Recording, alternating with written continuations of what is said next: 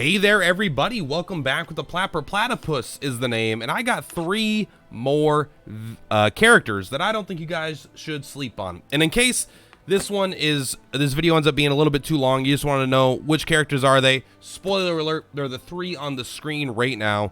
If you're not interested in why I recommend these characters, you're welcome. That's all you needed.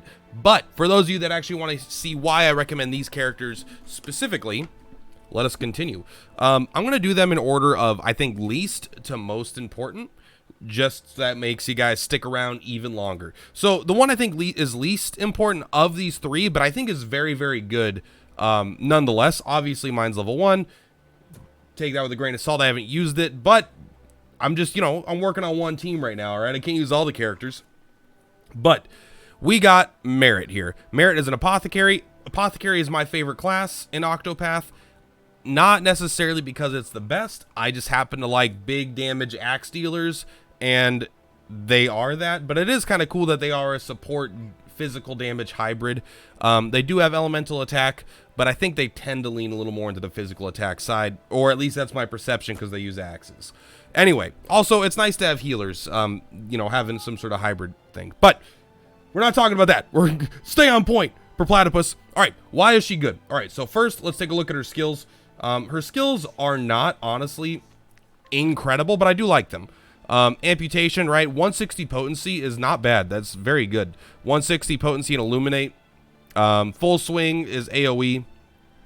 So none of the skills here are like absolutely crazy though, right? I mean, a 225 heal is pretty good, but that's, if you're using this, you're kind of in trouble already, right? You don't want your damage dealer to be using single target heals, right?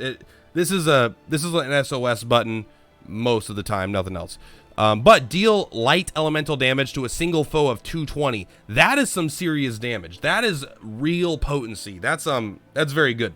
I think that might actually be the same ability that the 5-star cleric has, Millard or whatever. So the damage on this character is really good. They're definitely better elemental attack than physical, but still, I actually am a little more impressed with the skills than I thought I would be. Based off that. But why do I recommend this character? They have 2 things. One of them is a little bit of a redundancy from the last video, but I did think it was very good because this is an alternate character that has it, and they have a better initial passive, I think. But they have the win in back row, grant front row, automatic HP recovery at a potency of 100. Now, the reason I included the other character originally is because they have it as their first passive. So you get it very, very early in the game, and you just have it. This, you have to get up to level 40. Level 40 is not easy to get to in the first week of play. I'm just now hitting level 40 on multiple characters. It might actually only be on one character, but I got some stuff. I could probably hit a couple characters at level 40. But so this is not exactly day 1 stuff, but this is a very good ability. Again, you keep them in the back, and they're doing their job of healing even when they're in the back row. So they could be saving up BP. This character is actually a really good BP kind of battery-esque character because you're going to want to be using her physical attack a lot because of this next skill, assuming she's taking damage. But her first passive is she absorbs damage dealt as HP when using attack.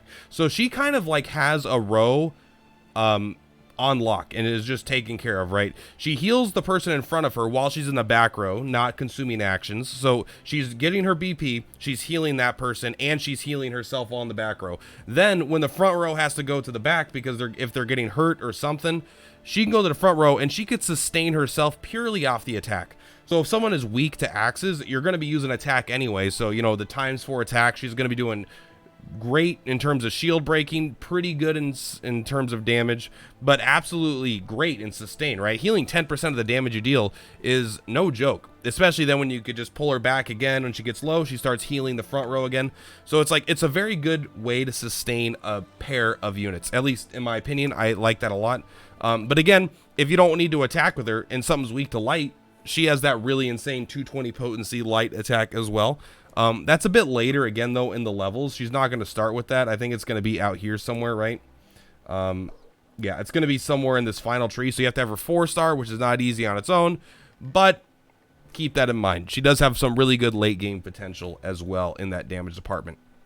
Now, the second character that I think is probably maybe even a little bit, again, I think a little bit better is Ashland. Ashland is a super cool character for multiple reasons. One, it is kind of nice. Just I don't use bows that much, so I'm always like, oh, they have bow damage. Yay, that's good for me. But outside of what I just want, and the only reason I'm not using this character is because I already have a shadow user on the team, and I don't want the redundancy in shadow as it seems a little bit more niche. Weapon redundancies seem a little less niche. Enemies seem to, on average, have more weapon weaknesses than elemental weaknesses, but I could be, still. So this character actually has some of my favorite sets of skills ever. Here's a huge one right here why I think this character is great. A potency 160, which is already good potency, with a guaranteed critical hit.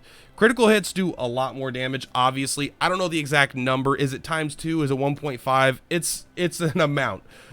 It's an amount. Bro, that's information by Plat. Good enough. That's how I do my videos. I don't know the exact damage multiplier on critical hits, but a guaranteed crit is just good damage. So this potency, even though it's already like okay, it's like decent, is actually misleading. It might be like up to an additional 50% effective potency, which is great. Free crits, I mean, it's 21 SP, it's not free, but guaranteed crits are very good. The Shadow Strike, honestly, I think this one's pretty bad, but it's there for coverage. But then they've got this badass ability here, Twin Toxic Arrows. Physical bow damage to 2 random foes. Obviously, against bosses that are single targets, this is insane. This is so good. Because it's 170 potency over 2 attacks. Both, well, I don't know if they both have a moderate chance to poison, or if the overall Twin Toxic Arrows has its own separate poison value. I'm not sure if it's the individual attacks or the ability itself. But a moderate chance to inflict poison with the great potency. It is 2 random foes, so in some situations this is going to be kind of hit 2 enemies kind of weak, but maybe you poison them both, which is very good. Against single targets, this is obviously great. Love this ability. Raising the crit rate of the front row by 15%. I mean, that's maybe pretty good. It seems a little more niche, especially on a character that already has guaranteed crits in multiple things. And also True Volley. Physical bow damage to all enemies. Potency 145, guaranteed critical hit. So I'm hoping critical hits like ignore the damage down from shields, and it's kind of like hitting them as if they didn't have shields. But again, I'm not exactly sure on the damage multiplier. So honestly, as far as skills go, I think this character is one that might stand out a bit more. Most of the characters I've been pointing out have been because of their passives. Which is actually kind of funny. This video is going to be 1 passive character, 1 skill character, and then 1 combined character, I suppose, that I like all their stuff. But this character actually does have really good passives as well. I think their skill set is one of the best hunters in the game. Again, not a lot of coverage, right? They have 1 kind of bad shadow, so if they're not weak to bow, this character may not be the best character there, but I think critical hits is still going to be making them pretty viable most of the time. But their very first passive, and I love this ability right here, critical damage of both rows by 20%. This is fantastic. And it's 20% extra damage on crits on a character that's full of critical hits on their kit. Like, this is, if you could pick any passive in the game to put on this character, this is probably the one you would pick. All right. Now, I believe this affects you in the back row. You and your paired partner. I don't believe it affects the entire front row and the entire back row. I believe it's just the pair of units there. But that means this guy gets guaranteed critical hits and does damage, and whatever character he's with is also getting bonus critical hit damage. So he probably pairs best with other hunters because they have a passive higher crit chance and other things. But you can kind of do it with whatever, right? Critical hits just happen from time to time, especially this is a pretty good bonus because it's a damage bonus for your paired character, but it's also a huge damage bonus for you, for this character guaranteed. And their other passive, when near death, grant front and back rows guaranteed critical hits. So obviously this is pretty insane. When near death is a little bit tricky against bosses that can hit like trucks, but it's not that uncommon for a boss to do some AoE and leave multiple characters near death without killing them. And then this kicks in. Hopefully their speed if their speed has to be high enough. Like, this isn't as good as it sounds. It's very good, but it's not as good as it sounds because it is a lot of conditionals. There's a lot of situations when you're considering how good something is. When is it not good? All right, first you need to take damage, and then you need to take enough damage that doesn't kill you, that just leaves you near death. Then once you're near death, you need to be doing an attack. So hopefully you have BP saved up, but you want to be doing an attack specifically, nothing support. Then you also want to be outspeeding your healer, so you get a chance to deal the damage, the guaranteed crits before you are healed up, and then you lose this benefit. And it's not particularly synergistic with his own kit of guaranteed hits, but it is good with that 85 potency twin toxic slash. So this is good. It's not great. It's more good. And if you could think about what's a different character that I want to have guaranteed crits on, especially because now they're going to get that guaranteed 20% damage boost as well. So I think this is a good ability, but it's a little more niche, right? Because and then after you heal, you lose it. So you want to be near, you want to kind of keep them near death, and you really don't want to keep characters near death. That's definitely a little risky, especially with something like this. But off the top of my head, a character that sounds like it could be pretty good with is, if you wanted to keep them near death, well, I don't know. Yeah, because they have to be near death. Because I was thinking Teresa, because she has that guaranteed survive at 1 HP thing. But I don't think that's, yeah, it's not on him or anything. So maybe there's some equipment that'll make this a bit easier. Maybe you could stack some HP to make his near-death gap a little bit bigger. But overall, this isn't why I use him. I use him for his skills and that first ability of 20% crits. Just a great damage dealer overall. And then finally, and I can't tell you how many times this character got shouted out at me, like, hey, 3 good characters. You didn't, what about this character? What about this character? What about this character? Came up like 5 times in comments, multiple times on Discord. And I've been using the character ever since because I just didn't really see them when I made my first video. And now we are ready. We have got Paradier. Paradier is probably a character literally everyone in the game should be using if you have them. I highly recommend just throw Paradier in the team somewhere. You are going to love having this character around. Why do I say that? This is a character that it's both their skills and their passive. So first, let's take a look at their skills by, can I click this and take a look? So honestly, it's we're not gonna beat around the bush. It's analyze and analyze all. Show 1 weak points of a single foe and show 1 weak point of all foes. So I use analyze all only. I don't use analyze because the SP cost is not negligible, but it's much lower. And so the important thing about analyze is that it shows weaknesses, duh, but you can use BP into this and reveal now, you know, the number increases. Instead of 1 weak points, it'll do 2, 3, and 4. And right, because then I think it goes up to 5 weak points if you did full BP, which you pretty much never have to, but hypothetically. So you can basically use this ability to fully analyze any unit in the game to get all of their weaknesses right out the gate. So you're not spending, like, the opportunity cost of using this once in a fight is way lower than going through every element and every weapon type to discover all the question marks, right? This will find the question marks guaranteed. And even though you're not doing damage when you do it, it doesn't matter because you're saving so much time. And the fact that also there's multiple enemies, boom, right there, you got it. I might actually wait till round 2 though to do it with 2 BP on it, so you reveal 3 of everything, because that probably rounds everything out after your first round of also just kind of attacking. But his damage isn't bad either. It's not very good. He's got a potency 130, fireball 115, fireball all, and then firestorm is pretty good. This, I would say, this is his best damage ability, but it's quite a bit later that you get it in the levels. Deal elemental fire damage to a single foe 2 times, potency 70, so it's like 140. It's like, is it that much better? It's 10 potency more than fireball, but it does hit twice, so it's way better at breaking shields. But once the shield's through, fireball is pretty much as good.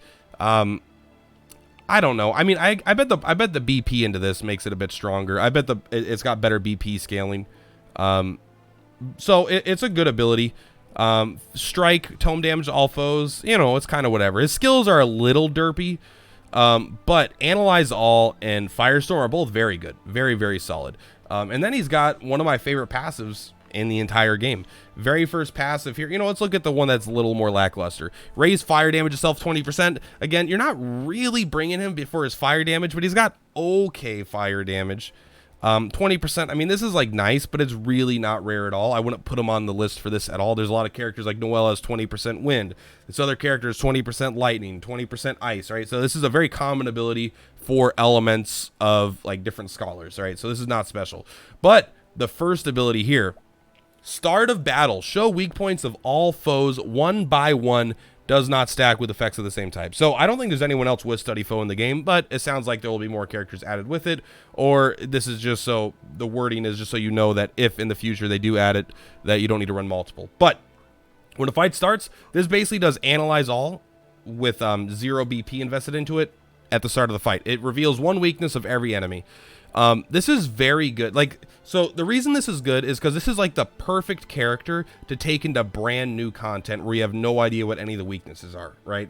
This will help you discover the weaknesses way faster. And honestly, that's what you want. You're going into brand new content. You want to discover these weaknesses as fast as possible so you can efficiently use your turns to take down these, especially in harder fights. Now, as you've done fights more and more times and you know their weaknesses, this character's viability, I think, drops a lot. But we're at a stage of the game where we're all experiencing brand new content every day. We're not doing, typically, most of us, I don't think, are doing daily grind, doing the same fights again and again and again, unless the fight is so easy that it doesn't matter, right? Like, where you don't care what you bring, you're just doing it for the experience, like Kate's and stuff like that.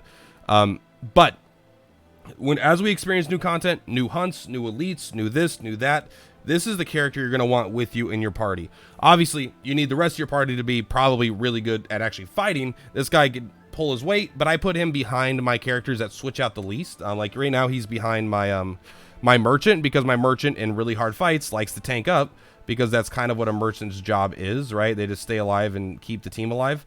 And so I don't take Gilderoy out very much of the front line, unless Paradier specifically can exploit weaknesses, or Gilderoy needs the heals. So I put him in kind of like what I would consider a low value spot, but that's fine because, again, he's there to analyze more than anything.